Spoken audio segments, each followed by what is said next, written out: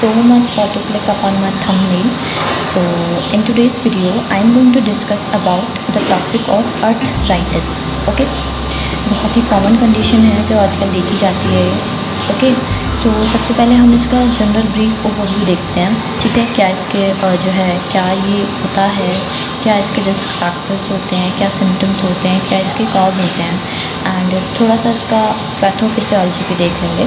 ठीक है, सबसे पहले हम ये समझते हैं कि अर्थराइटिस का मीनिंग क्या होता है. सो मेनली अर्थ, ARTH, अर्थ का मीनिंग होता है जॉइंट.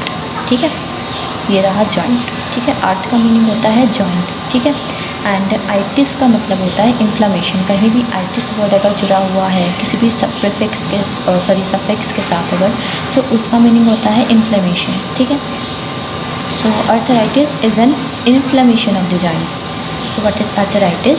अर्थराइटिस जो है ना, किसका, हमारे जो जॉइंट होते हैं उनका इन्फ्लेमेशन हो जाना. किसी भी रीज़न की वजह से हो सकता है, वो कोई भी फैक्टर हो सकता है. कोई फैमिली हिस्ट्री है, एज है, या कोई प्रीवियस इंजरी है, ओबेसिटी है, व्हाटएवर. ठीक है, उसके बारे में हम आगे पढ़ेंगे. ठीक है, so basically arthritis is an inflammation of the joints. Okay, it is swelling and tenderness of one और मोर ऑफ योर जॉइंट्स. ये क्या होता है? स्वेलिंग हो जाना या फिर टेंडरनेस हो जाना हमारे एक या एक से ज़्यादा जॉइंट की. ठीक है, so common type of arthritis जो देखे जाते हैं, बहुत कॉमन है गाइस, जो कि है ऑस्टियोआर्थराइटिस एंड र्यूमेटॉइड अर्थराइटिस. जो कि ऑस्टियोआर्थराइटिस है और हमारा र्यूमेटॉइड अर्थराइटिस है. ठीक है, बहुत ही कॉमनली देखे जाते हैं आजकल. ऑस्टियोआर्थराइटिस के बारे में और र्यूमेटॉइड अर्थराइटिस के बारे में हम नेक्स्ट पार्ट में डिस्कस करेंगे.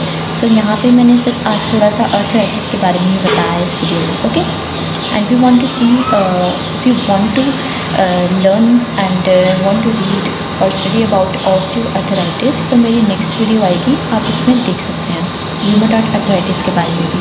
सो coming to the risk factors of arthritis. Okay, coming to the risk factors of arthritis. So मैंने कुछ मेनली चार ही पॉइंट्स डाले हैं यहाँ पे. सो इफ़ अगर कोई भी मान लो ये कंडीशन किसी को है, तो हम ये सोच सकते हैं कि जब हम उसका डेमोग्राफिक डेटा लेंगे तो वहाँ पे सबसे पहले हम उसकी फैमिली हिस्ट्री लेंगे. उसका एज फैक्टर जो है बहुत अफेक्ट करेगा अगर उसको ये कंडीशन है, या फिर उसको कोई प्रीवियस इंजरी है, या फिर उसको ओबेसिटी की दिक्कत है, बहुत ज़्यादा मोटा है अगर वो. ठीक है, so now coming to the symptoms of arthritis. So what is the symptoms? As you can see that symptoms mainly joint pain देखने को मिलेगा पेशेंट में, स्टिफनेस देखने को मिलेगी जिसको भी अर्थराइटिस होगा, स्वेलिंग देखने को मिलेगी, रोम यानी रेंज ऑफ मोशन उसकी डिक्रीज़ मिलेगी. ठीक है, जॉइंट पेन देखने को मिलेगा, स्टिफनेस होगी, स्वेलिंग होगी और डिक्रीजिंग रोम होगा, रेडनेस देखने को मिलेगा जॉइंट के अराउंड. ठीक है, और जैसे जैसे कंडीशन सिवियर होती चली जाती है तो बहुत ज़्यादा वो वर्सन होती चली जाती है. तो सबसे ज़्यादा जो जितने भी सिम्टम्स देखने को जो वर्सन हो जाते हैं वो मॉर्निंग में देखने को मिलते हैं. Okay, now let's discuss about the cause of the arthritis. So सबसे पहला जो कॉज मैंने यहाँ पे मेंशन किया है वो है ऑटो इम्यून. ठीक है, कंडीशन या फिर डिसऑर्डर. ऑटो इम्यून डिसऑर्डर में बेसिकली हमारा र्यूमेटॉइड अर्थराइटिस आ जाता है. ठीक है, र्यूमेटॉइड अर्थराइटिस. ऑटो इम्यून का मतलब क्या होता है कि due to some of the reasons जो हमारा इम्यून सिस्टम है वो खुद ही एक्टिवली रिस्पॉन्स करने लगता है, जिसकी वजह से हमारे बॉडी में जो हमारा इम्यून सिस्टम होता है वो एक्टिवेट हो जाता है due to some of the reasons. ठीक है, इसके बारे में हम आगे की वीडियो में बात करेंगे कि ये कैसे कैसे होता है जब हम र्यूमेटॉइड अर्थराइटिस के बारे में डिस्कस करेंगे. सो ऑटो इम्यून एक इसका मेन कॉज है. नेक्स्ट है इसका कार्टिलेज रिडक्शन. ठीक है, कार्टिलेज रिडक्शन, कार्टिलेज का रिडक्शन हो जाना, उसका डिस्ट्रक्शन हो जाना, उसका डिग्रेडेशन हो जाना. ठीक है, सो कार्टिलेज, अब जब पूरा जो दो फैक्टर है मेनली जो दो कॉज हैं उसकी वजह से अर्थराइटिस हो रहा है, तो हमें कार्टिलेज का फंक्शन पता होना बहुत ज़्यादा ज़रूरी है. अगर हम अर्थराइटिस के बारे में बात कर रहे हैं तो हमें कार्टिलेज के बारे में मेनली पता होना चाहिए. तो मैंने यहाँ पे मैं डिस्कस कर रही हूँ अभी यहाँ पे कि उसके फंक्शन क्या होते हैं. ठीक है, जो हमारा कार्टिलेज होता है वो हमारे जॉइंट को प्रोटेक्ट करता है. एब्जॉर्ब करके the present and shock created when you move. कोई भी जब हम मूव करते हैं, हम चलते हैं या कोई भी हमारा स्ट्रेस पड़ता है हमारे जॉइंट पर, तो जो हमारा कार्टिलेज होता है वो उस स्ट्रेस से हमारे जॉइंट को प्रोटेक्ट करता है, ठीक है, बाय एब्जॉर्बिंग द प्रेजेंस, ठीक है, मतलब उस स्ट्रेस को एब्जॉर्ब करके वो उसको प्रोटेक्ट करता है पूरे जॉइंट को, ठीक है।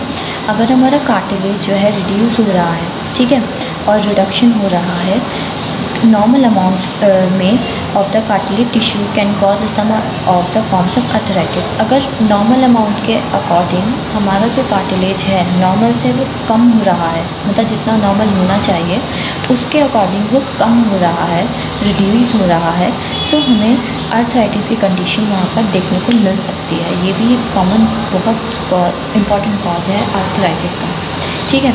सो मैंने एक फ्लो चार्ट बनाया है अर्थराइटिस को थोड़ा समझने के लिए, थोड़ा सा उसकी थोड़ा आपको थोड़ा एक मतलब जनरल ओवरव्यू मिल जाए, ठीक है। चलिए तो देखते हैं। तो जो हमारी नी होती है वो किससे कवर होती है? स्मूथ कार्टिलेज से कवर होती है, ठीक है। सिर्फ स्मूथ कार्टिलेज होता है वो क्या देता है हमारी नी को? लिब्रिकेशन प्रोवाइड करता है, ठीक है, लिब्रिकेशन प्रोवाइड करता है। मैं आगे डायग्राम के थ्रू आपको समझाऊंगी, सबसे पहले यहीं पर देख लेते हैं। तो वो क्या करता है, जो कार्टिलेज होता है हमारी नी को लिब्रिकेशन देता है।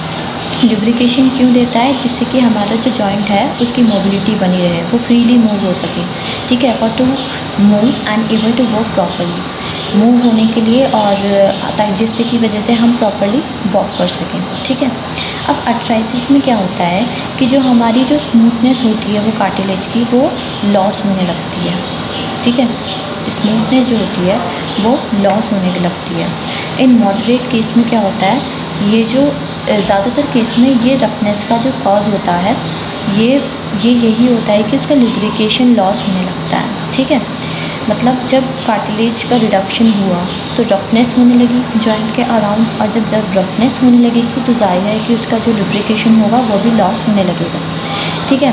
सो बोन जो होगी वो हमारी बोन्स होगी, तो जब हमारा कार्टिलेज का रिडक्शन होगा तो हमारा बोन अफेक्टेड होंगे, उसमें लिगामेंट्स भी अफेक्टेड होंगे, जो भी उसके अराउंडेड स्ट्रक्चर होंगे नी के, नी जॉइंट हो या कोई सा भी जॉइंट है, मैंने कोई भी जॉइंट है, मान लो रिस्ट जॉइंट है, एंकल जॉइंट है, उसके अराउंडेड जो भी स्ट्रक्चर प्रेजेंट होंगे, लिगामेंट हो गया, टेंडन हो गया या बर्सा हो गया, सो वो भी अफेक्ट होने लगेंगे, okay. As you can see that this is the diagram of knee joint, okay। Joint आप कोई सा भी ले सकते हैं, बट मैंने यहाँ पर मेनली नी जॉइंट लिया है।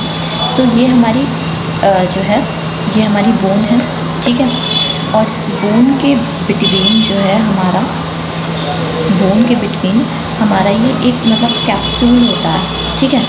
कैप्सूल के जो अंदर जो है हमारा कार्टिलेज प्रेजेंट होता है, ठीक है। ये जो हमारा कैप्सूल है और यहाँ हमारा कार्टिलेज प्रेजेंट होता है, तो ये जो कार्टिलेज होता है इसका रिडक्शन होने लगता है due to any injury, stress, weight, और जैसे मैंने पहले फैक्टर्स डिस्कस किए थे उसकी वजह से, किसी भी रिस्क फैक्टर की वजह से कार्टिलेज का रिडक्शन होने लगता है, जिसकी वजह से लिब्रिकेशन लॉस होने लगती है। लिब्रिकेशन लॉस होने लगती है तो रफनेस आने लगती है, रफनेस आने लगती है तो जो उसके अराउंडेड जॉइंट के अराउंडेड जो भी स्ट्रक्चर प्रेजेंट होते हैं वो भी अफेक्ट होने लगते हैं। सो ये था टोटल अर्थराइटिस के बारे में, एंड नेक्स्ट वीडियो में मैं जो है रूमेटॉइड अर्थराइटिस एंड ऑस्टियोआर्थराइटिस के बारे में भी बात करूँगी। So if you like my content, so don't forget to subscribe my channel, and for more updates press the bell icon for to stay tuned with us, and thank you so much for seeing this video, okay, bye.